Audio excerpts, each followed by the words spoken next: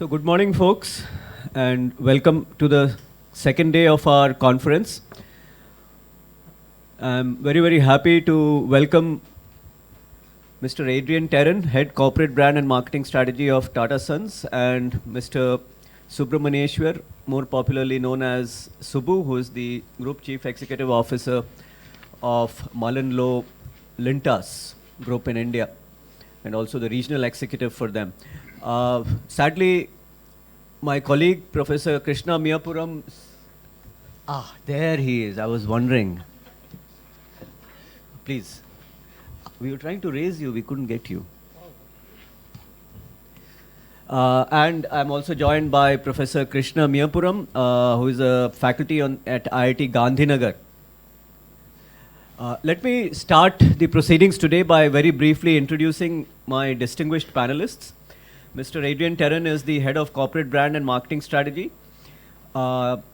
Significant expertise in consumer and shopper insights across the variety of industries. Earlier he has worked as Head of Customer Insights, Innovation and Consumer Neuroscience for Nielsen South Asia. In that sense, lots of overlaps. We've had the good fortune of working with him and his team at Tata Sons for the past few years. In the last years, he has played a key role in Nielsen, beginning as a head of marketing and brand, and was later instrumental in Nielsen's social media analytics joint venture with McKinsey. And during this time, he was credited with creating and patenting a social media brand equity valuation system that won the prestigious Nielsen Emerging Product Ideas Global Award. Getting a patent is not easy, and to get it in this particular area, absolutely amazing. And then he led the Nielsen Retailer Services Division, earning his Six Sigma Executive Black Belt in tandem with this role, and went on to lead Nielsen's entire consumer insights and innovation business. For those of you guys who have interacted with Nielsen, that is a big deal. Not easy to get there. Before his roles with Nielsen, he was with the Godrej Group as Head of Group Corporate Brand Communications and its Marketing Council. He's contributed significantly to the brand's reputation and equity. He started his career with ORG Marg, again for marketing folks, nothing like ORG Marg. And to round it off, he's also been a journalist. He's a graduate of the HR College of Commerce, bachelor's degree in marketing management, alumnus of IIM Ahmedabad's AGMP, and he has studied behavioral economics and marketing strategy at Harvard Business School. Adrian and I have a common interest in consumer insights. We work together. Welcome, Adrian. Thanks for taking the time. On my left is Professor Krishna Prasad Miyapuram. He's an Associate Professor of Cognitive Science and Computer Science at IIT-Gandhinagar.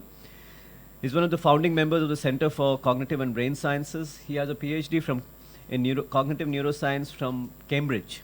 And 2 master's degrees, one in electronics and one in artificial intelligence from University of Hyderabad. With over 23 years of research experience and international exposure, his academic work is spread out across a multitude of countries, Japan, UK, Italy, and so on. And he has worked on research with Unilever R&D in Netherlands. His research interests are at the intersection of neuroscience and AI. One reason why I'm so interested in engaging with him, but he doesn't want to work so much with me so far. I'm hoping to convince him. His core research interest is in decision making, where we have a lot of overlap. That is my core research interest as well. And he offers a unique course on neuromarketing at IIT-Gandhinagar that focuses on the neuroscientific aspect. So in that sense, we kind of supplement one another. I focus much more on the application side. He focuses much more on the neuroscientific side. His ongoing projects include behavioral and neural correlates of statistical learning and perceptual and value-based decision making, which equips experimental and analytic techniques such as psychophysics, eye tracking, brain imaging methodologies, and computational modeling. And he's currently working on early detection of Alzheimer's disease using machine learning approaches applied to structural MRI images. So that's Professor Krishna Prasad Miyapuram for you. And our third guest on the panel today is S.Subramanyeswar, popularly known as Subbu. Subbu was supposed to be here in person, but his work got delayed in Europe. He only was able to come back to Mumbai late last night, and so he asked whether he could join online. And I didn't have the heart to tell him, no, you have to get on the next plane at 2 o'clock in the morning and come here. So thank you, Subbu, for taking the time anyway. Much appreciated. Subramanyeswar is the Group CEO of MullenLowe Lintas and the Chief Strategy Officer for Asia Pacific and Head of Global Planning Council of the Mullen Group. He has spent 25 years plus in advertising and marketing, having worked at Wipro, Publicis, Rediffusion, Y&R, Saatchi & Saatchi in markets of India, US and UK. He has been awarded the South Asia Planner of the Year twice by Campaign magazine and has authored and won 142 awards at India FEs, APAC FEs, Global FEs, Asian Marketing Effectiveness, WARC, and globally distinguished JCHAT by 4A's American Association of Advertising Agencies. That sheer number should tell you something about his productivity. 142 awards. Just to get anywhere close to that, you must have produced so many creatives and plans. He has also been the jury chair at JCHAT Awards for Strategic Excellence in 21 and 22 and judged the IPA Effectiveness Awards 2022. He is the author of Brands to Stands, a groundbreaking book that celebrates the authentic and highly captivating stories of 25 of India's leading brands. Apart from being a regular columnist and passionate educationist, he is also an avid reader, a sports enthusiast, and enjoys traveling. Welcome, Subbu. Thank you so much for taking the time. So, ladies and gentlemen, the idea today is for us to reflect on the topic of consumer emotions and decision making and how they connect to customer centricity. For any organization, it's almost a cliche to say that you need to be customer centric.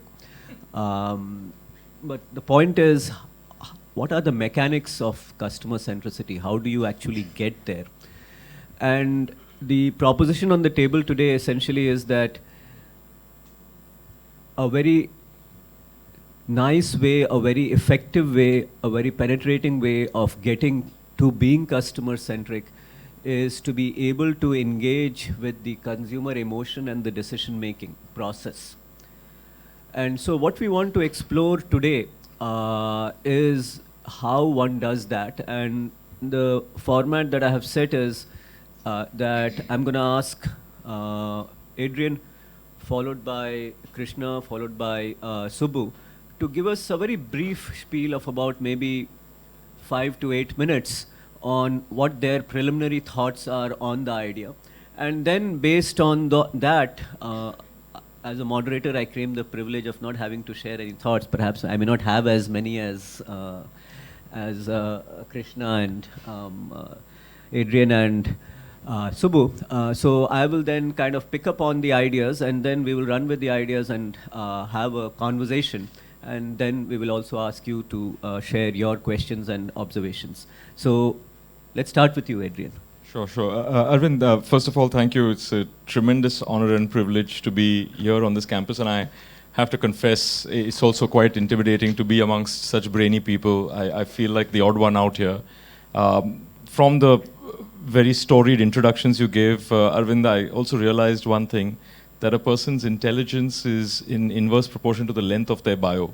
Because my bio was the longest, reflecting all my insecurities. And as you introduced Krishna and you introduced Subbu, the bios kept getting shorter.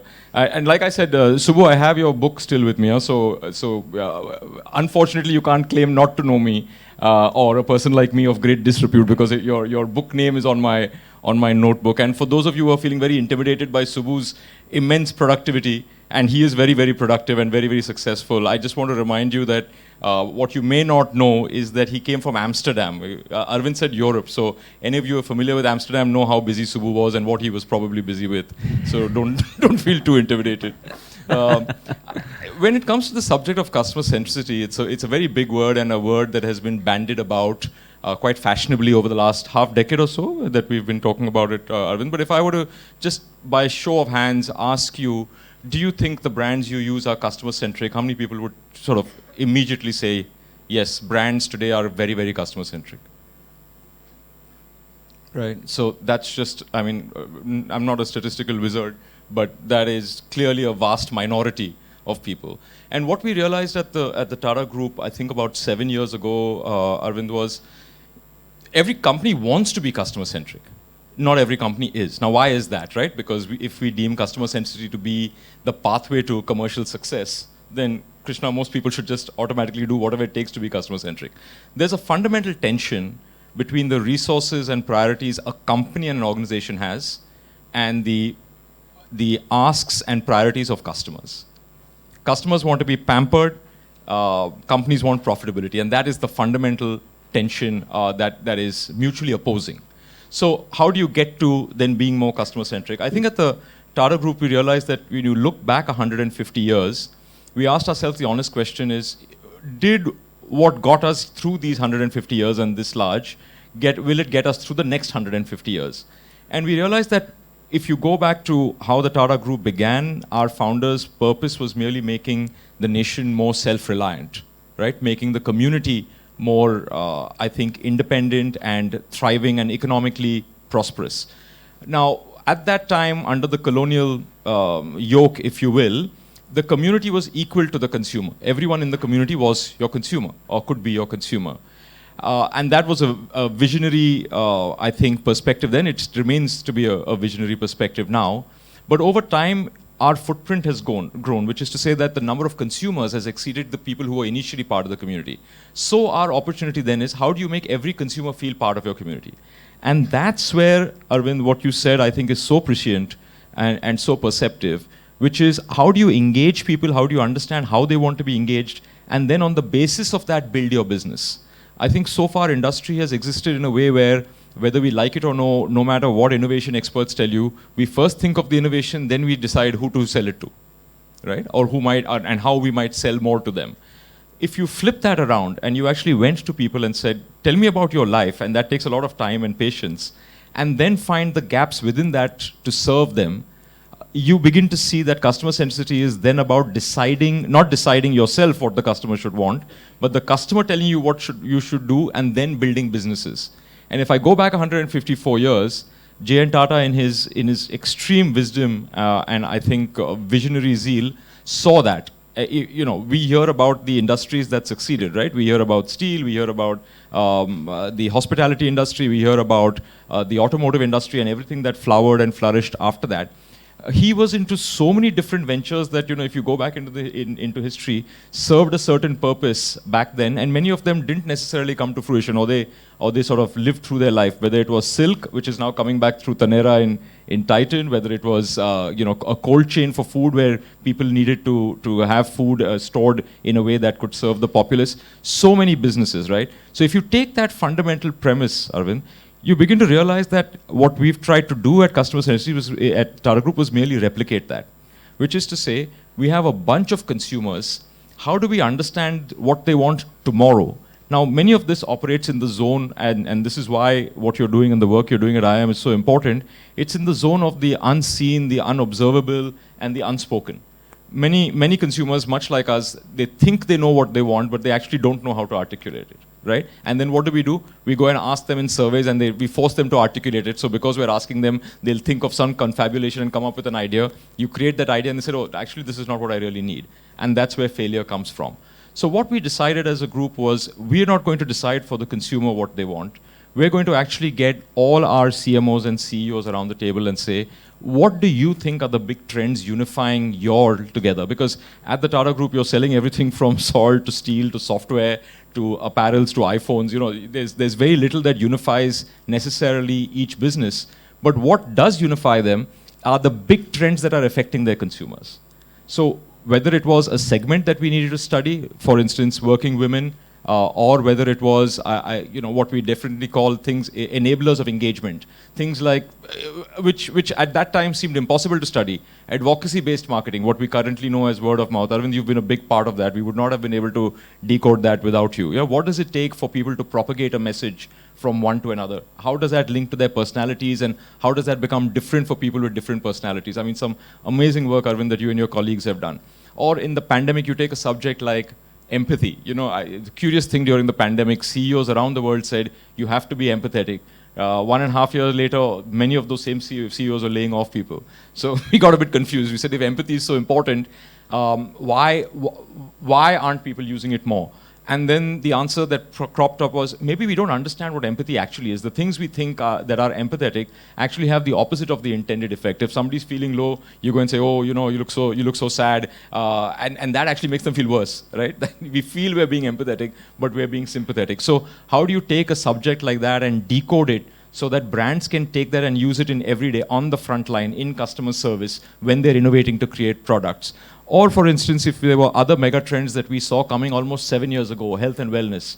Arvind, we realized that health and wellness was synonymous with what you put inside your body, but very soon, health and wellness was going to be relevant to all the spaces you interacted with, whether it was the interior of a car, whether it was the surface of a table, and nothing brought that more into sharp relief than COVID, right? Where health and wellness became not just about the physical and what you ingested, but also what you experienced and what you thought of. And now we know that mental wellness is a big thing. So our job has been, if we want to be customer-centric, is to understand from customers what they want before they want it. And then bring that back into the business, not as prescriptions, but we actually take our CMOs through many of these trends. We study it, we decode it with them. We don't give them prescriptions, but we use their participation for them to decide what is important and what they should use. And in using that, they effectively become role models for other businesses across the group. And that has been a very, very powerful driver of how we've tried to promote customer centricity. But it hasn't all been sitting around the table and pontificating and deciding and mining insights. It's also been hardcore measurement. Every year, what a lot of people don't know lies at the heart of the Tata business excellence model and the continuous growth that the group has seen is a very important artery called business excellence measurement, where a group of multi-functional or cross-functional and multi-industry experts will get trained as assessors, and then they will go into a company, an SSE company, it could be a TCS, it could be a Tata Chemicals, it could be Tata Motors, and they will look at their customer strategy and say, how are you understanding the expectations of customers, how are you engaging them, and how are you then therefore yielding market and financial results that are moving in the positive direction so you can reinvest that to serving more consumers. And that score, what we call a customer focus score, becomes our baseline. That also becomes if you will, a diagnostic read of what we're not good at. So many of the things that I spoke to you about, advocacy-based marketing, customer experience, after-sales service, we realized that we're not world-class at it, and that became the starting point, the inflection point, to go to consumers, go to experts such as yourself, Arvind, across our ecosystem, and say, how can we do these things better? What can we learn about our customers that, one, our customers themselves may not know, but more importantly, our competitors don't know? And then how can we channel that into the strategies and the products and services and experiences we create for customers? And that has yielded for us over the last 7 years in working with you and partners such as yourself, a very, very rich bank of insights on these subjects that sometimes when they're spoken of very early on, advocacy-based marketing, empathy, studying Gen Z when, before Gen Z was fashionable, people look around and say, why are you doing this? This isn't even your current market. This isn't your current opportunity. But our job at the group center has been to look around the corner and engage people in what comes next rather than what already is. And then that again circles back to, are we improving? Are we effectively improving on the measures that we wanted to in terms of understanding customer expectation, engaging with customers, and driving business outcomes for ourselves as well as our customers? So that's been the broad construct. I mean, when you choose to do things that are early stage, that are difficult to do, that are difficult to convince other people about when it comes to investing in it, that's when you know you're being customer-centric. So that tension I spoke of earlier, where on the one hand, businesses want profitability, and on the other hand, customers want to be pampered. If you come up against an idea or a subject, or that's what we've noticed at least, Arvind, if you come up against a topic, an idea, a subject that is difficult to convince people about and tell them that actually it can straddle both the profitability as well as customers wanting to be pampered, that's when you know you're really being customer-centric, and that's really the path of evolution that we've tried to follow. Thank you, Adrian. That was such a fantastic exposition of customer centricity from the perspective of the company and the customer both. I think you were able to straddle both sides in such an interesting way. I have lots of questions actually which are coming. But I'm going to hold on to the questions till I have my other guests today with their points of view. So let me go to my friend and colleague, Krishna. your turn. So my request to you would be to take the stance from the work that you do in neuroscience and AI, and how those kind of help with the with an increased understanding of the decision-making process. And then what we will attempt to do is to link that to the customer centricity part. So over to you. Yeah, thanks, Arvind, for inviting me. And what I would start is I am going to say that I'll speak in Greek and Latin, okay? And try to see if I can, translate it into Indian languages, okay? So the idea is like when I received the invitation about emotion design, I think it's like everybody knows what emotion is, right? And then I have no clue how to do this. So I said, okay, let me bring its cousin, which is the cognition, right? And see how these two interplay, what we know so far, and where we are actually missing in this consumer-centric design, right? So when you bring in the cognition aspect, very classic idea about decision making. I'm only going to decide what I want is good for me. I'm going to feel good about it. And then there are so many decisions where I'm like repenting later on because that was possibly not what I wanted. So in this whole theory, what happened is they started a division between liking and wanting. Okay, I want that. It's only until I get it, right? I'm not going to like. So the whole point about experience is being missed both from the consumer as well as the innovators. So in the innovation funnel, what happens? You start asking a bunch of people, okay, what do you want? What do you think should be improved? You just do that. There's nothing that it's bringing in the actual, the end users into the play while you're doing the innovation, right? Why do I say so? You have so many consumer segments, right? Then we say, okay, this is my target consumer group. The problem comes is that how much representative is that your studies of your target end consumer markets, right? That becomes a problem. Now you cannot go and cater to everyone, but can we still do that? And I believe, being an academician, I can say yes to anything, right? I don't have to worry about the practical aspects. Now, what happens is, how do you get there, right? This is the question. We've all heard about utilities, we've all heard about values. I'll bring in two contrasting type of goods, FMCG versus consumer durables, okay? And I recently asked this question to one of the startup people. They are not related to anything that I was asking, but it was about in automotive industry, what innovation have we seen so far from a consumer point of view? All right, nothing. The cars 20 years ago looked the same as today with some cosmetic changes on the exteriors. Every year I see we have a new version of this, which is a facelift. Has it improved the experience? I don't think so, right? So the cars everywhere are just designed exactly the same way. I don't know if you would want to call it male-centric, if you want to call it European-centric. I don't know, they're not built for the end consumers. And, unfortunately, a lot of products are designed in the West for the BRICS markets. And you just do this sort of survey just for the sake of it, but you're not able to cater. Unless you are in that market, you don't understand the consumer, how are we going to design that? So in value proposition, from a very cognitive perspective, there was this idea about a common currency or valuation, right? Utility, whatever you call it. And the idea is that the consumer is going to value it. Now, how do I gain this value from the emotional aspects of the design? Why do I call water always Bisleri? Why do I call my washing powder always Surf? What was so important about, okay, I have a Unilever background, so if I'm taking any examples from there, please excuse me. But what was so important or why you abandon Nirma today, okay, and not for the university, okay, if you know the washing powder Nirma girl. And I forget one more example. Why toothpaste has to be only Colgate? So these are where you have had that emotional value attached.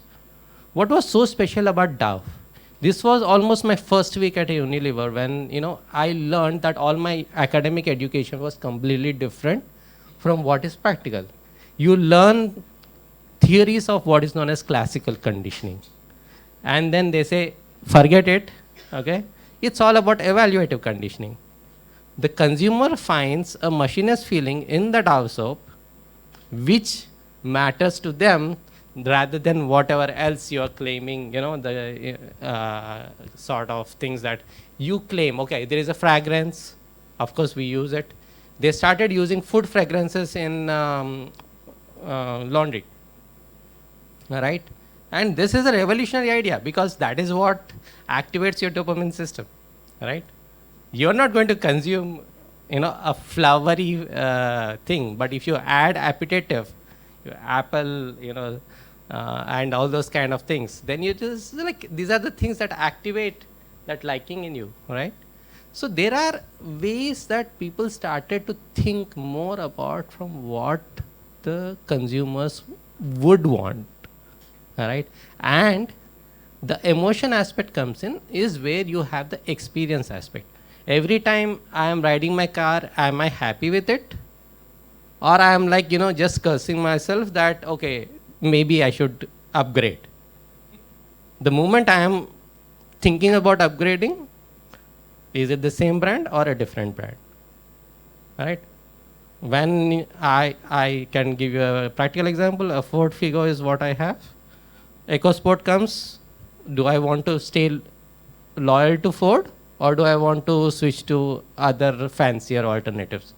And it's just a matter of time because there are new products, there are new consumers. In Gandhinagar, there were no 2 to 3 BHK was the norm.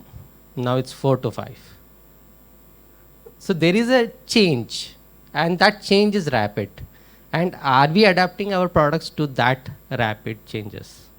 That's where the consumer centricity changes. I'll stop with one more point. There's a whole model that it's an information consumption generation. What it means? I don't care anymore about products, but my product is what is on my mobile phone. It's about the information, right? So today's generation people are not worried about how I hold it, but how I see it on my mobile. And they're also more interested in consuming information, not goods. So are we aware of whatever these changes that are happening at this rapid pace and adapting the products to that? What that means is tomorrow when you're designing a car, you would want this car not to be smart, but something that gives you a lot of information.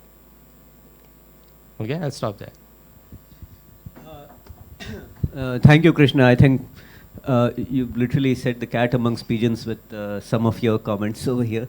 The sense of value from the emotional aspects of the design, the information content of the goods, classical versus evaluative conditioning. So some of these things are, I think, ideas that we will pursue together because they overlap quite a bit with what Adrian was also saying. With that, let me call on Subbu for his take on the topic of the day. Over to you, Subbu. Thanks, Professor. And a very good morning to all of you. Once again, my apologies to all of you for not being able to make it in person. And I'd come to your campus many times, and I love it, and hopefully look forward to coming sometime next. And to the doubt that Adrian raised about Amsterdam, okay? Now, Professor Krishna Prasad is sitting there, and he said about Unilever, and that is where exactly I was stuck. Okay, I was doing work for Unilever all the whole of last week.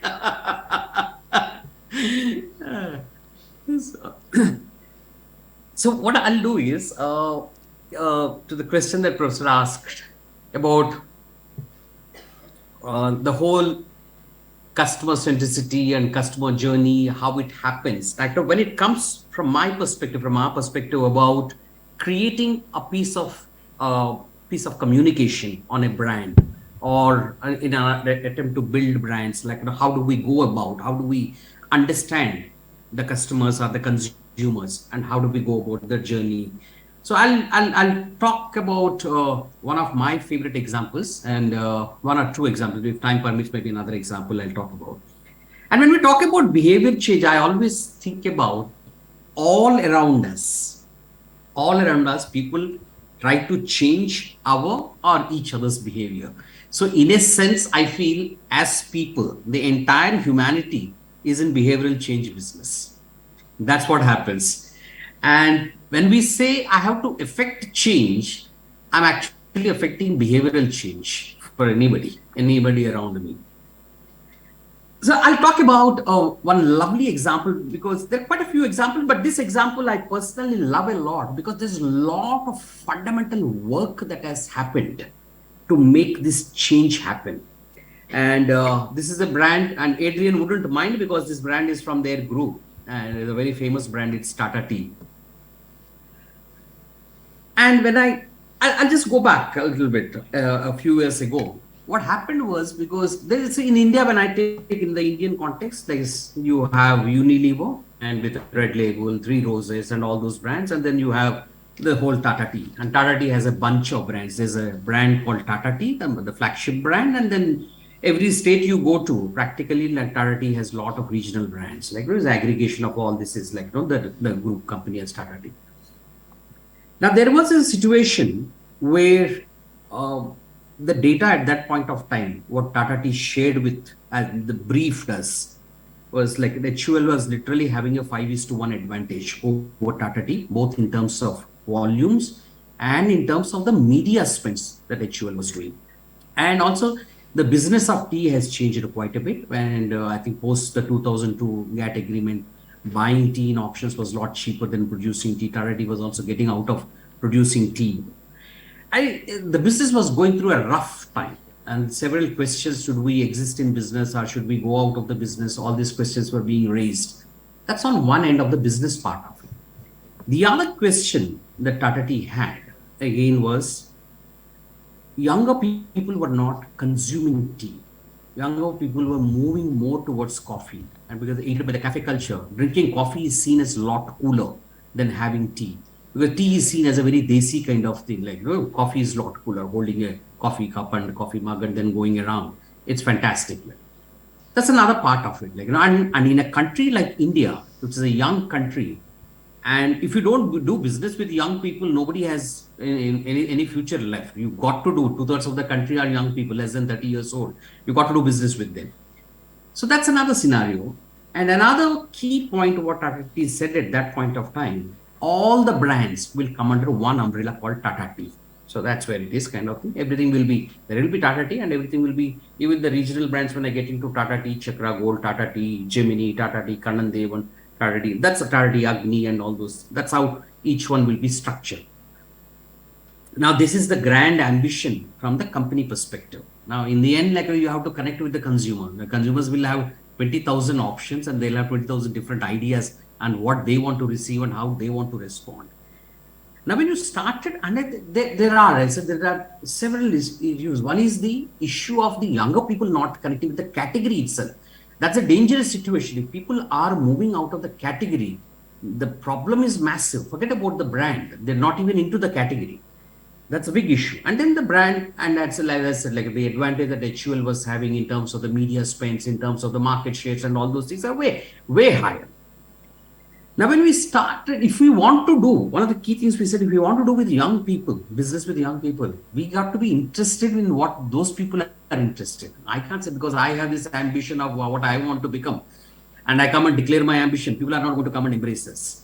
And when you started understanding the younger people, now when you look at it, for them, it is like tea and all these things is a earlier generation avatar. Like, how is it, like, how do I, because the imagery associated with the tea also, the way tea is sold in our country, you see that, like, when you say about it's tapri wala, like, that's the dominant image that comes to mind. You don't see any fancy looking restaurants or cafeterias kind of thing, where, of course, now Chayos and Chai Point and all have come up and then trying to replicate the coffee kind of cafeteria kind of scenarios and all. But that at that point of time there wasn't none. The imagery is also very, pardon me for saying this, like it's a little down market. Now, these are times when you understand from you get into deep cultural understanding. I always I strongly urge all of you, as all the marketing students who are present in this room, please never ever look brands as part of marketing. Long before the subject of marketing got introduced, brands have existed in this universe. I always looked at brands as part of culture. When you start looking at brands as part of culture, because we are all, as human beings, we are products of culture. And when you start looking at brands as part of culture, the brilliant cultural and societal innovations that happen, you can appropriate them in the cause of the brand. And when you started understanding the culture, Indian cultural context, so when I look at it, tea, how did tea come to India? Like, 200 years back, 250 years back, or 300 years back, Britishers, when they came to India, along with cricket, they also brought tea into our country. Because so tea has been consumed from then on. So now, the imagery of tea in the Western world, when you look at it,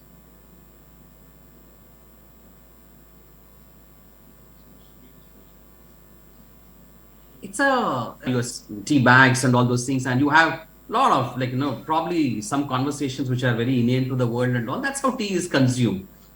And when it comes to India, first thing is, for us, it is not tea, it is chai. That's the fundamental difference. It's chai. And how do we refer to chai? Like tea, like anybody wants to start work. So many times, I'm sure on the campus, we have done these things. Like we say, you have some work to do, chalo chai pee ke kaam karte. Like you want to study in the all night, chai pee ke kaam karte. You see, the moment you have chai is in the Western world, as I said, it's a relaxant. When it comes to us, it's a stimulant. It is not a relaxant. And and I always say, in India, we don't make chai. We don't make tea. We cook chai. Because look at the way we make chai. We put milk in it, we put sugar in it, we put adrak in it, and we boil it to 100 degrees centigrade and then have it. After boiling to that, what happens? Relaxation won't happen. It's absolute stimulation. And that is chai. And we said that is the fundamental difference from an Indian cultural context. And that's what we need to look into it. And then what we did was, then we looked at overlaid it with the behavior of the people. At that point of time, it was also the rise of social media in the country. And younger people were coming and openly expressing themselves, the Anna Hazare movement, or various kinds of things, like people saying, I don't side with this should not happen, this is an injustice, this is all these things are here. And probably at that point of time, it's still armchair activism, but younger people were quite active, quite vocal, and quite talking about it. So we fused this context, the cultural context of chai in our country, and what younger people, the behavioral change that is happening in the younger people, they were not sitting and lying and taking down all the ills of the country. They are open, talking about it, speaking about it, and expressing the displeasure. Or some people are even willing to come into the streets and act. What we said is, we fused both these contexts. That's when beautiful changes happen, like to me. And we said, when you have the stimulation that happens to you when you have this chai, should also stimulate you, should open up your minds, should awaken you to stand for these causes and express your displeasure about the ills of society and what the good things should be. So that's how we said, Har subah uto mat jagore. Jagore, the brilliant idea of jagore happened at that time. And tea should not just wake you up, but awaken you to the ills of the society so that you stand up and speak. So that's the whole transformation. And that was, to me, a brilliant fundamental change that has happened in the understanding of the people and how you fuse the cultural context and the kind of change that we caused, which is what we wanted in the end in people's behavior. And over a period of time, and Tata Tea went on to dominate the Indian market once again and became a market leader. And today, what we are doing with the Tata Tea is, it's another brilliant change that is happening. And probably when I come to the campus, I'll talk about that a lot more in detail. We may not have time today. Is another interesting, larger macro change, the cultural change, interesting change that we are seeing in our country is the rise of ethnic pride. Politicians use it in a wrong way as ethnic fundamentalism. And if we can positively use it, it's ethnic pride. There's a rise of ethnic pride. If any brand has to win in India, it has to win in many Indias. Okay? And the 30 states of India are so different from each other. And when we talk, people keep talking about like in India is like Europe, is exactly that. And with the rise of confidence levels, with the rise of like in the awareness levels, education, and Professor talked about information, like when Krishna spoke about information and all that thing, is making us a lot more confident and weigh our ethnicity with pride, our regionalism with pride and all. So what we're doing is with Tata Tea, because the thing is what also happens is the way chai is consumed in each culture or in each state is very different. You go to Punjab, for example, it's a question of adding tea to the milk. Or like it's more than the other way around. When you come to another part, the southern part of the country, where more stronger teas are had, or different kinds of things. So the blends are very different. So when that is happening at the product, and then the change that is happening in the culture is also the whole rise of ethnic pride and all. How do we bring in these two together? And where Tata brilliantly is making a different product for each market.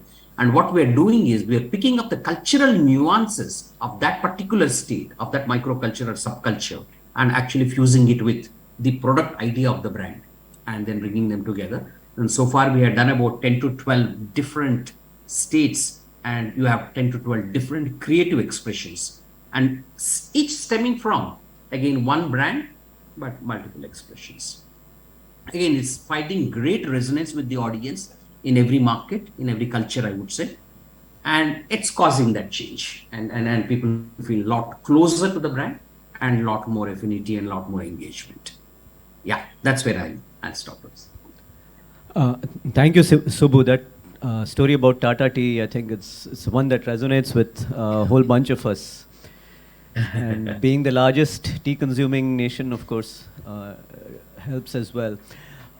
So, three very, very interesting and contrasting takes on the idea of customer centricity. So, first, let me try and weave the threads together into one whole, and then I will try to ask some questions to each one of you from the takes. So Adrian approached it from the perspective of the tension between firms and consumers, and how that tension plays out in different actions that firms take, trying to go for advocacy, empathy, which allows firms to take actions within the overall budgetary constraints that still makes the customers feel pampered, and that in a sense is the essence of customer centricity that firms should be going after.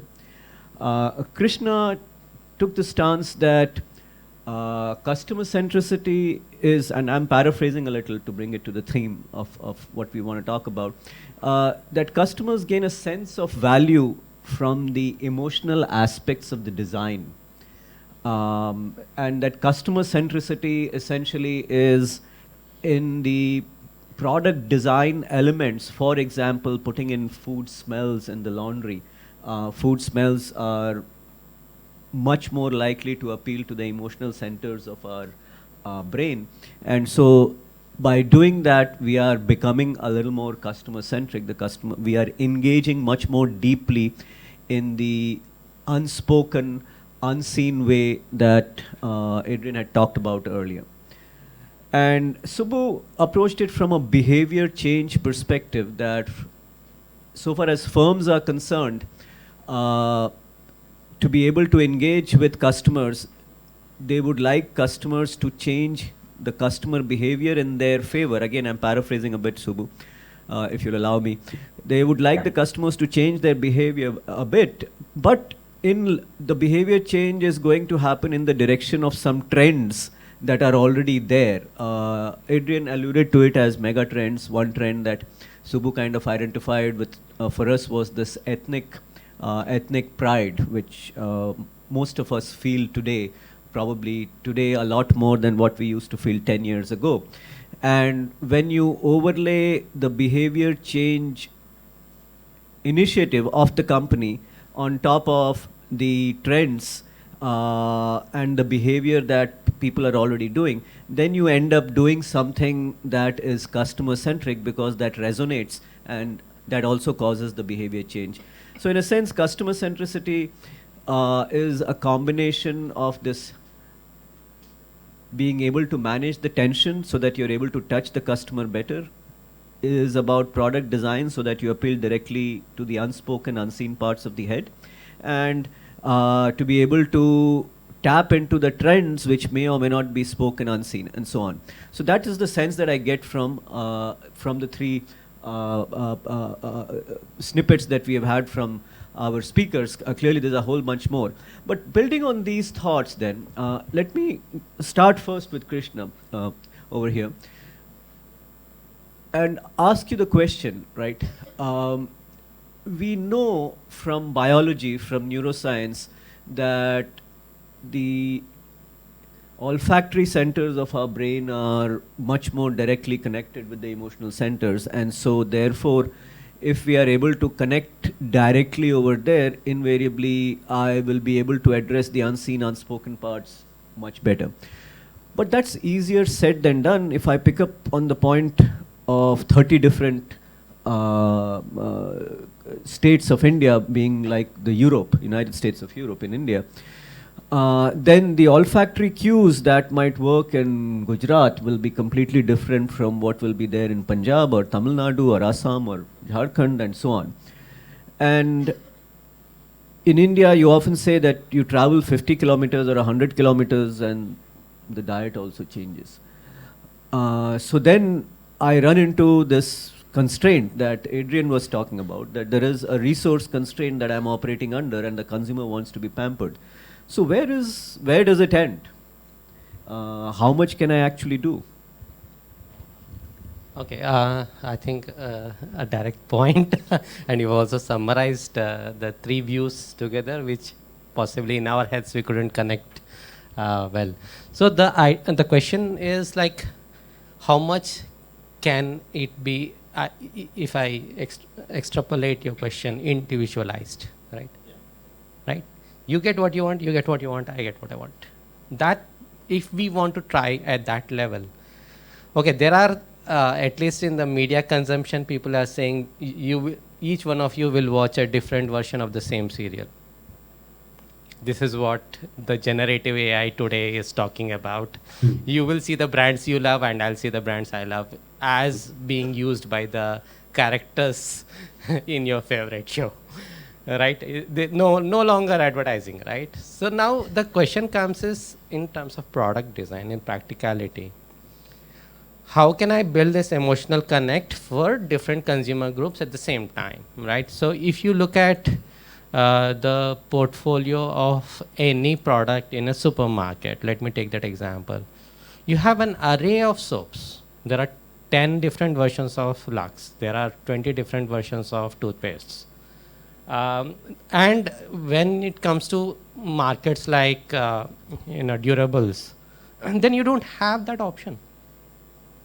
You have the same tube light or an LED light. There's no difference, right? There might be regions where people will prefer the yellow lights, and somewhere people want more flashy lights. And we are not customizing that. That's where I think the disconnect starts to come in. Now, can I put in a different flavor to the interior of my car in different states? Why not? It's not that difficult. If you really think about it, what do I connect apart from the functionality, right? A car is basically a functional device. It transports you from point A to point B. Then what's the big deal about it, right? And I don't have to tell you what's the new emergence of the EV trend or the flop show of the nano, and how do you reconcile those different aspects? So the whole point again comes back to the emotional connect. So if I want to make my car interior feel better, one thing is I lower the temperature. I have a great working AC, and that obviously puts my sort of the mood into a, a more calm, relaxing. I can improve my sound insulation so that I'm not bothered by the constant horns on the road and traffic sound. That is not still connecting me emotionally. It's still functionality. Now you give an air freshener. What's the problem? Right? When the car comes for the service, why can't each service center customize it and make me feel better? Right? The polish, how long does it stay on the car? Right? These are small things which increase my experience. See, we are talking about the experience. That's what will tell me, oh, I have a great car. I don't need to change it now just because there's a trend of a new cars. How do you build in that? What does a washing machine do? Do you care if it is LG or Samsung or Whirlpool? What does the AC do? Do we care what brand it is? Why are ACs not looking more aesthetic? I mean, I don't see a reason why an AC can't be aesthetic. Why it can't appeal to the emotion of the person. Why they have to be why can't a chair be, something that I really like? So these are the things that we just ignore. What does, you're keep on bragging about, okay, this has this functionality, this is this functionality. Bring in that consumer centricity. That's what I would like to say. Very interesting. Absolutely very, very interesting. So again, building on that, and going to Subbu on his point of this cultural trends and brands associated with culture and trends. And, when you articulated that idea, Subbu, that there is this growth in ethnic pride, right? I think most of us instantly recognized and connected with it. But you articulated it. Now, the question that I would have for you, Subbu, is as a person in the marketing communications field, and as for some of us, we would be a little bit more quicker to be able to understand that, yes, this trend is happening, and maybe even anticipate and build on the trend so that I'm at the leading edge of that trend. So the question to you, Subbu, would be, what would be, and clearly if you're able to do that, you will be a lot more customer centric. But Yeah. But how does one actually do that in practice to be able to not just ride the trend, but maybe even anticipate the trend as it is happening, so that you're getting in on the ground floor, so to speak. Because if I can do that, as a marketing communications person, I will be serving my clients better. I will be helping create communications which will be a lot more likely to resonate with the customers, which a Tata tea would like a heck of a lot more because it becomes that much more effective. Right. So how does one do that? What are your processes that you would deploy, for example, within your own firm, to be able to latch on to it, catch it, and even help that trend along? Yeah. Thanks, Prasad. That's a great question. One of the things is something that all of us keep talking about. To me, the fundamental thing when we talk about the consumer insight, okay, to me, that's where fundamentally the game boils down to. And now, because it's an important thing for me to say, there was a time when what we used to do consciously and continuously, even when I spoke about the Tata Tea example or various other brands of Unilever that I work on, and anything, because now a lot of these organizations, whether it is the Tata Group or the Unilever and a lot of Godrej, various kind of Procter and all, the processes are very deep seated in terms of understanding the consumer, and then the system forces you that you go and spend time with the people, you understand them in their locality and in their place, and as much as possible, as we call the ethnography or whatever it is. And a lot of things used to happen. And now is a world where a lot of people love to believe, I'm conscious about what I'm saying, love to believe that I can sit in front of a machine and read the data, and from the data I can deduce everything.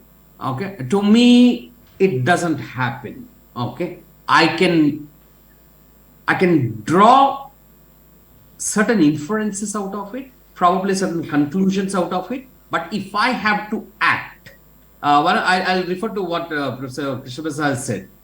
He was talking about emotion, right? I always feel like, I sit in front of data, I can reason it out, but I cannot, reasons lead to conclusions and emotions lead to actions. If I have to feel an emotion and I have to go and meet people physically and I have to understand them, because human beings are human beings, not only above the head, but below the head also. Okay. And the best definition of consumer insight, I actually learned it from Adrian's boss, which is my mentor, Harish Bhatt. He said, always have the consumer insight. And that's the best understanding of a consumer insight, the best definition I always did. And I consciously believe, yes, it's great. Like data gives me the first-hand information. I have a nice, whether I form a hypothesis or there's some knowledge on the back of my head. But I still would love to go and meet people. If not on everything, if not on all the tactical stuff, on all the key strategic things, you got to go and meet people. When you meet them physically and engage them in a conversation, the things that you pick up, and it's about this thing, Professor, it's about the one part of it is what is said. A large part of understanding you get from the unsaid part of it. The body language, what they do, how the whole behavior and all those kinds of things when they're answering something, and do they really mean that, or are they trying to be intelligent in front of us, or various kinds of things. So I insist on that of physical that the consumer insights, best consumer insights can happen there. And once you get that, once you have that understanding, then you get into, now you marry with the challenges of the brand, the brief of the client's brief us and all. And then you look at the marketing always gives us trends. There are always trends are there. There is a you can spot an emerging trend and then see. But what I would say is here, if you wait for a trend to happen and then you start doing it, you won't have the advantage of leading the consumer. Now, if I can spot it, okay, there's an underlying current. I can sense something that is happening on the people, and if that is the coming context of the customers, of the consumers. Now, if I can spot that, and if I can fuse it with the idea of the brand or the proposition of the brand. And to me, that is when a brand leads the consumers. Because when I look at them, there are brands that lead us, and there are brands that I want to be led by as a consumer. By following that brand, I feel that I am also leading myself, like I'm leading a section of people or whatever it is, kind of thing. That's why certain brands we attach with them so much, because they're leading us. They're leading us constantly. And that's where it is in the whole thing of the ethnic pride that I spoke about. See, again, we know that now probably it is even more on the rise. We are seeing that in various levels and all. But once again, I would say, when you start creating connections with people, yes, there is a trend happening, but let me get into the fundamental understanding of it. At a fundamental level, what is this trend? Actually, what is the change, the fundamental behavioral change that I need to cause? Otherwise, trends come and go. You can base a brand on a trend, but in today's context, you got to be 10 notches ahead before the next trend catches up. Even the best of the technology brands also, even Apple doesn't play that game of playing it, leading the brand on the base of trend. They go back to fundamental human truths. Okay, I take the fundamental human truth and I fuse it with the trend. That's when you have great magic happening, because that's why I call them as timeless truths. Your expressions have to be of the time, but the truth should be timeless. Very interesting, Subbu. I think that built on Krishna's point very, very interestingly. Let me kind of now take some of the stuff that Adrian said earlier and combine it with what was said just now. Adrian had actually spoken first about this whole business of unseen and unspoken, which you have just brought about to the fore again just now. At the Center for Behavioral Science and at the lab, some of the work that we do actually is trying to address this issue of how does one capture the unseen, the unspoken, the unconscious emotion or the unconscious part of the reasoning that is happening. Because if you can do that, then clearly you can be that much more customer centric. You're anticipating, and as you're saying, you can be a leader, you can lead the customer. So with that thought in mind, let me go to Adrian and kind of ask him, does he think, for example, that advocacy, empathy, leading with the trend or anticipating the trend, does that make a brand a leader, that you lead the customer? And is leading the customer really what the customer wants? Is what will help a good brand to become even more deeply embedded in the mind of the customer? You could argue from human behavior that leaders lead and people follow, and then there's a bunch of people who are loyal to the leader, that in the same way that there will be a bunch of consumers who will be loyal to a brand because the brand kind of leads them. So, you know, this notion that brands lead consumers gets fashionable when brands succeed. When a brand succeeds, they say, you know, I've seen every successful brand, they suddenly get very arrogant. Say, you know, consumers don't know what you want until you show it to them. Have you heard this line, Arvind? Consumers don't know what they want until you show it to them. And I think those quick slogans and statements are sort of shortcuts to what's actually happening. What's actually happening is the brand has, as Subbu so eloquently put it, intuited or found out some universal truth, some underlying truth. They've then used their resources to respond very quickly when that truth is manifesting in different ways. Right? When Jagore happened, it was responding to a truth that it saw in the underlying younger population that was dialing out of tea. By the way, just as a side note, Subbu is one of the country's finest strategists. He's done a lot for Tata brands. I must warn you, he's also one of the country's finest storytellers. So let me tell you the real story of Jagore. So when I asked Sushant was the CEO at that time, and one of the things we were studying earlier, to your point, Krishna, about, you know, what you spoke of, Krishna, was going beyond the features, attributes, and benefits that marketers have been obsessed with. You list those attributes. If I score high on those attributes, I should succeed. And then when I don't succeed, I don't know why. And increasingly, like Jagore has done, and like the brands that, or sort of hypothetical brands you were talking about, information essentially layers a product or service or experience and makes it mentally available, even if it's not physically available. So even if I'm thinking about tea and tea is not there, I'm thinking about injustice and suddenly tea comes to mind because Jagore has done something. It makes it mentally available. And what Subbu is talking about, which is, I think, Krishna, on the cutting edge of where you are and where Arvind is the next thing is going to become emotional availability. That's where pride, etc. is going, right? If I feel pride, I suddenly start remembering tea, not the other way around over time, right? Because it talks of my personal pride. So that's where it's moving. But when Jagore happened, and we began 5 years ago, to study brand purpose, which has now become very fashionable to talk about. Again, something that is unobservable, unseen, because it then relates to emotions and so on and so forth. We made Sushant speak to the rest of our CMOs as we do. That's how we sort of share learnings across industries, varied and adjacent industries. And he said, you know, actually when we began, all of this thinking was there. What Subbu said was all true. But at that time, it was an experiment. In fact, there was a lot of pushback because you sold tea on the basis of attributes, price, availability, positioning, and so on and so forth. Why would you stray into this, which was almost a borderline activism? Because it's controversial and so on and so forth. But because it succeeded, and it succeeded so well, it then began and became bigger.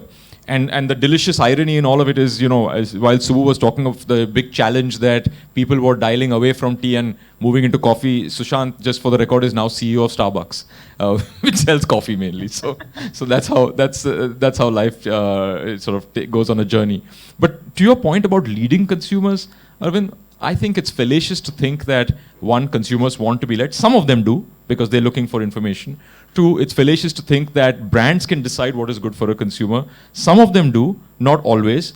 And my favorite example is, you know, something that all of us maybe struggle with in our life at some point of time or the other. I'm going to move out of just consumer products and talk of a very different category. Everyone here has teeth? Just checking. Okay, so how many people here have used braces in their childhood? Right. Now, I predict that in the next 10 years, this number, when we ask this question again, everybody's going to put up their hands. And that's because something very specific has taken place and is taking place, even though we don't necessarily notice it. nothing can be more expert than someone who you rely on in a medical profession, right? A dentist. You take of that profession. Now, dentists should lead us. You and I don't know what's good for our teeth. We know the problems, and they tell us, do this, do that, and they're leading us, or they think they're leading us. And many dentists thought they were leading people, until one dentist, or I think it was a quasi-dentist, Mr. Chisti, said, all of this stuff we take for granted, right? They put braces, they turn those screws, it's painful, but we say, there is no option. They're leading us, and we're being led by them, so we follow them. And he said, why is that? Because one day he sort of took off his braces, and after you take off your braces, apparently they put something called retainers, which is like a plastic fiber fit to keep your teeth in place for a while.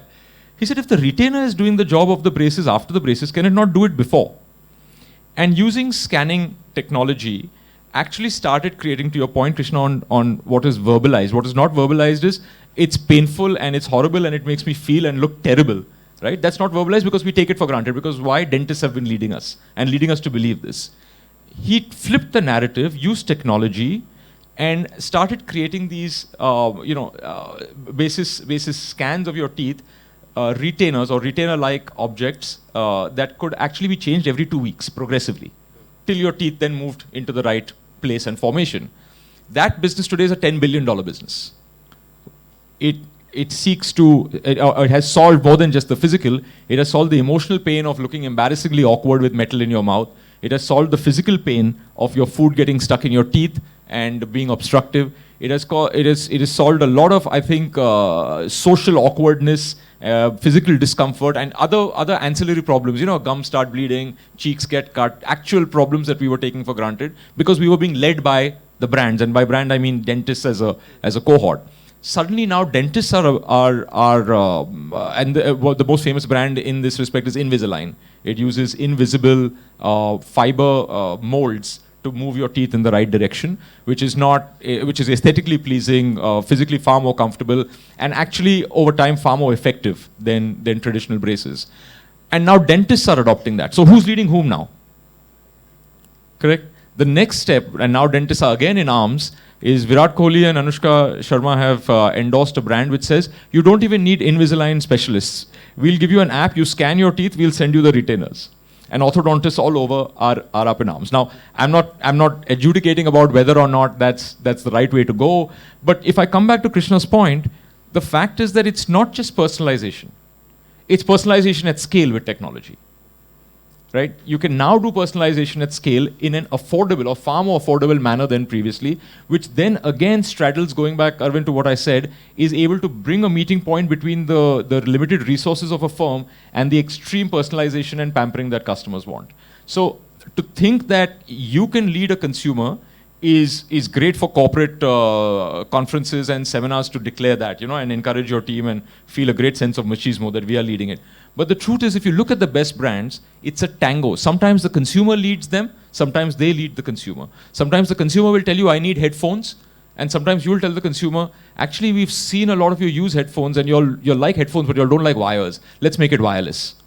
Then there'll be shock and awe, and people who are saying, I don't want these little things in my ears because they'll fall out and they're so expensive, etc. And then when you see that the practical utility of that, consumers see that the practical utility of that is actually far superior as an experience, coming back to what you just said, and the physical dilemmas of untangling and disentangling, etc., don't exist, then consumers start leading everyone else and all manufacturers shift. So I actually like to think it's not a line dance of someone leading someone on, rather a tango of that alternating leading and allowing the other person to lead you in a dance. Fabulous. I think that is a fantastic way to say it. Absolutely fantastic way to say it. And I'm so fascinated, I could go on and on and on, but I'd like to open it up now for a few questions from the audience. So let's go with a few questions. We'll start with the gentleman over there and then lady over here.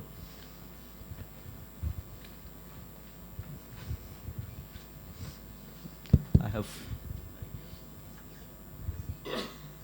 Okay. Hello all. So I have a question specific to that connotation about chai, the difference between the chai and the tea. How it's been consumed in India, it's more of a stimulant, right? So why haven't we thought about putting extra caffeine, some extra caffeine in the tea? Because if we see the this coffee business, decaf is not getting sold as much. So the thing which is propagating or selling itself, selling the coffee is the caffeine, and specifically if you see in those Red Bulls, it's the caffeine that's selling it. It's not the sugar, it's the caffeine that's selling it. So why don't has anyone put the caffeine in the chai to make it more stimulating? And if we see from a neuro angle, actually the caffeine will kick your dopamine, which converts into noradrenaline, which actually narrows our focus. So that gives us some reward that helps to kick our dopamine back, which makes we chase that dopamine again and again. So why haven't we done it yet? I'm sure it would have been thought, but then someone would have pulled it across. So. Subbu, you want to take a first crack at that? I have a couple of points, but I thought. Yeah, I'll take it. What's your name? The Krishna. Siddhant. Siddhant, don't mind. I'll answer it in a lighter vein. Have you seen Three Idiots movie? Yeah. So he says, right? अगर space में fountain pen और ball pen नहीं चलता तो astronauts is pencil क्यों इस्तेमाल नहीं किया? It reminded me of that when you were asking this question. Yeah.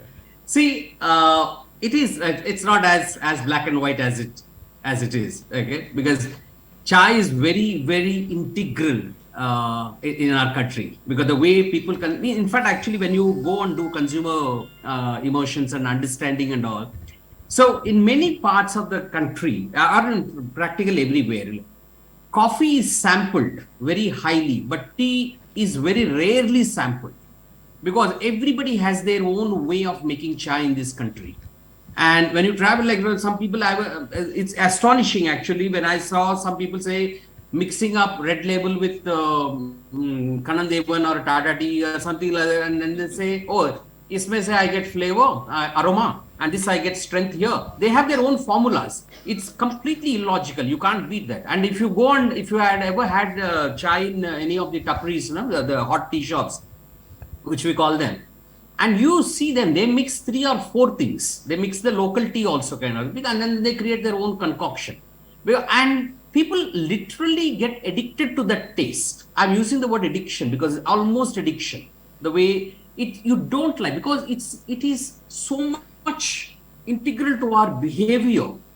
You don't like any bit of change in the way you consume your chai. So I can guarantee you, if you are somebody who are drinking chai, go to anybody, any house, and one day, one morning cup of chai, you change it and then see their reaction. They immediately, instinctively, I've seen people responding to their wives or like or mothers or the cooks at home. Hey, aaj ta chai achhi nahi bani. This is not chai. It's because it changes your mood. That whole day's mood is gone. Like if you haven't had your comfort cup of chai, the way it is made and the way you've been consuming for years. So it's that, like it's not as easy as like I can mix something caffeine or add something and all those kinds of things. And then fundamentally, it's a nice, very interesting point. Very on paper, it's a very intelligent this thing. I can do it in a lab scenario, but in real life, impossible to do that and then succeed as a business or as a brand. It won't happen. So if I could just join you in engaging with Siddhant. Siddhant, the question you ask reminds me of everything that Krishna was cautioning us against maybe, which is, oh, you have this one feature as a marketer. If I up this feature, people should love it. Right? If you actually, and we everyone over here, I'm taking the liberty of saying, we come from a very different class of consumer than the Kanan Devan, Agni, Gold, which Subbu will tell us. And we've been talking of it as a stimulant, and Subbu's right, he's using stimulant as a catch-all. But for the millions of people who have tea in India, actually in the chai tapri, and I've actually gone to places and seen them like Subbu has, for them it is also meal replacement. Now, we wouldn't think of that, right? Because we get 3 meals a day or we get food anytime we want. But for the laborer, for the worker, for the daily wage, employee, so to speak, self-employed, that is meal replacement. So much of what they're getting out of that is not necessarily the caffeine, because tea has half the content of coffee in terms of caffeine. It's the sugar, it's the milk, it's as Subbu said, the other leaves and dry leaves, etc. They'll put in. In fact, in places in South India, chukku coffee doesn't even have caffeine. It doesn't have coffee. it's a mix of herbs that approximates the look and feel of black coffee, and people have it for sustenance. Now, the kind of question you asked, I think, is a prime illustration of something we should caution ourselves against as marketers, which is we try to tinker around with features, up and amp them, and then wonder why isn't it working.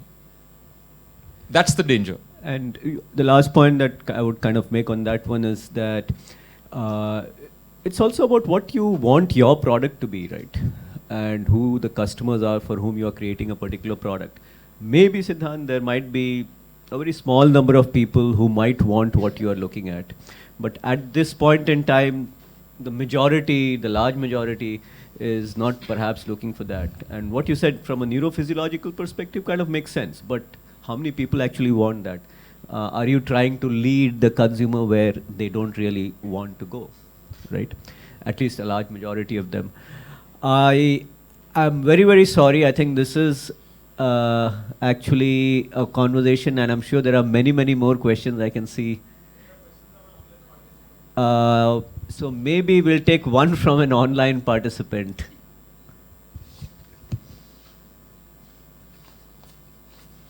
I don't want to take Pradeep to Vishwas's time. Yeah, go ahead, please.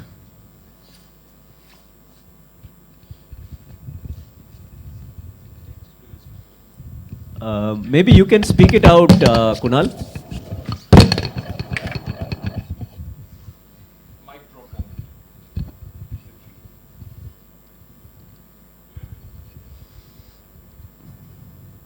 It's from Midula from Fractal. We have so far talked about the consumer centricity in the terms of FMCG and consumer durable industry.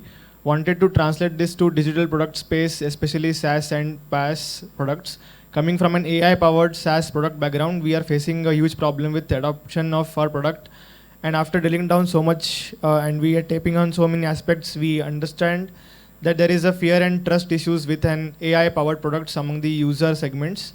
I wanted to ask if you have any comments on reactions to this adoption barrier in the AI industry. Excellent question. I think all of us might want to take a crack at that. Krishna, you want to?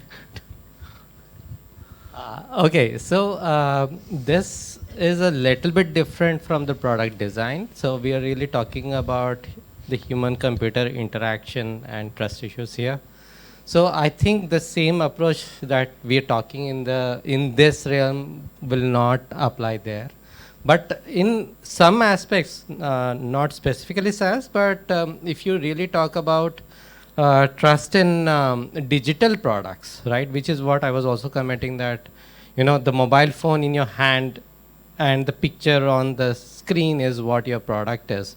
So the same thing goes with interaction issues. And if that experience is not, you know, considered, we see so many bad UIs, right? And if we just keep ignoring that, that's where I think the challenges and trustability issues come in. Yeah, Adrian? I'll only say that, you know, even if you look at the way we interact with software and consumer softwares, which what sits behind in the scenes is actually some software as a service platform. I think so many of them don't take into account how humans want to behave. They try to tell them how they should behave, right? If I want to search for something in a certain way, your model, your interface should be responsive to that, rather than trying to dictate. I think half the battle with SaaS, etc., is we try to teach people how they ought to use our software basis how we have created it.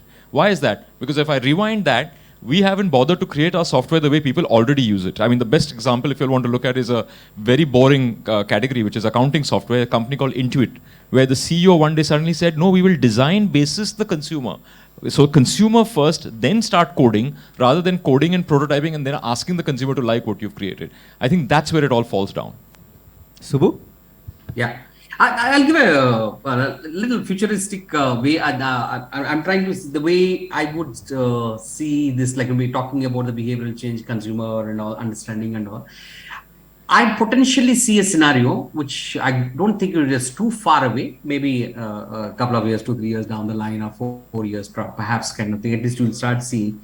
See, the moment we will start depending, it's every behavioral change, I feel like, is a question of we getting used to it and we becoming comfortable with it. The moment we start happening then I start trusting it a little more and all. I think our lives will start becoming more and more dependent on the digital assist, okay, whether it's a Google or Alexa or whoever it is kind of thing. And I feel lot of categories in which I don't really need to apply my mind so much into it. Okay. I think I'll start delegating them to the digital assist and assistants. And say, for example, like a toothbrush or something like that, or a toothpaste. I mean, you're not really like, no, I don't want to break my head on what should the next toothbrush be and all those kinds of things. And I'll leave it to my digital assistant and all to make those choices and then and supply them to me. Even if this is one last point I'll make about, say, for example, in renewal of car insurance. I think like when I feel, yeah, a good part of our money goes into it, but really like how do people behave today? One part of the world, maybe the insurance agent calls you up and says like, your insurance is up for renewal, or this is the deal I'm offering and all. Maybe people you'll transfer the money or cut a check and give it or something like that. Or if we have time, we sit at best on an aggregator site. Maybe at best I will evaluate 10 and I make a choice of one. And I can see what will happen is as these get more intelligent and we also start delegating our responsibilities more to the assistants as we become comfortable and more trustworthy in them. I think your Alexa or somebody like, will prompt you about the insurance coming up for renewal. And then in the same time that I can process 10, it can potentially process 200 or 300 and come out with the best offer for you.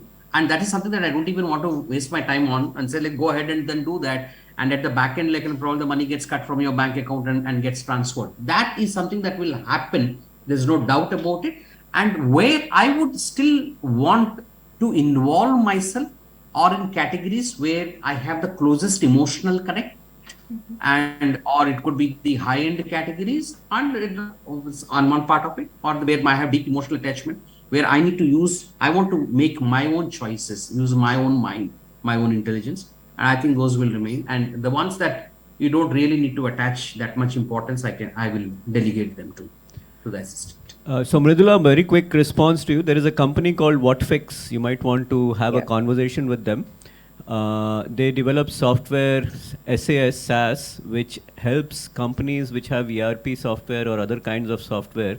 So it trains the employees to become more productive more quickly on the new software.